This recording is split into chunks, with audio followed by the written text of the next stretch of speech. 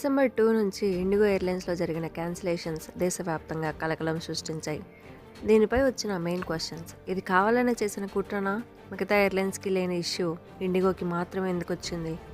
వాస్తవాలను పరిశీలిద్దాం. Social media వాదన ఏంటంటే 2024లో గవర్నమెంట్ కొత్త పైలట్ విశ్రాంతి నియమాలు FTTL తెచ్చింది.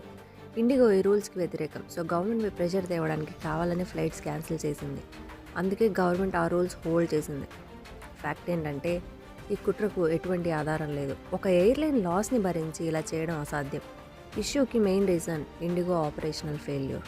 మరి ఇండిగోకి మాత్రమే ఎందుకు సమస్య వచ్చింది? గవర్నమెంట్ 2024లోనే రూల్స్ తెచ్చినా మిగతా ఎయిర్లైన్స్కి ఇష్యూ రాలేదు. ఎందుకంటే ఇండిగో ఇండియాలోనే 60% మార్కెట్ షేర్తో అత్యధిక ఫ్లైట్స్ నడుపుతుంది. మిగతా ఎయిర్లైన్స్ ఇండిగో అంత పెద్దవి కాదు. కాబట్టి 2024 తర్వాత న్యూ రూల్స్కి తగ్గట్టు తక్కువ మంది సిబ్బందిని ఈజీగా హైర్ చేసుకోగలిగాయి.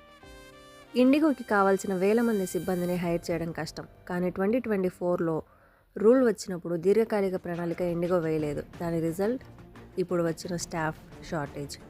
రూల్స్ని ముందే ప్లాన్ చేసి స్టాఫ్ని సరైన సమయంలో హైర్ చేసుకోకపోవడం ఇండిగో చేసిన పెద్ద మిస్టేక్. కాబట్టి ఇండిగో సమస్యకు కారణం రాజకీయ కుట్ర కాదు, కేవలం ఆ ఎయిర్లైన్ యొక్క సొంత నిర్వహణ మరియు ప్లానింగ్ లోపమే.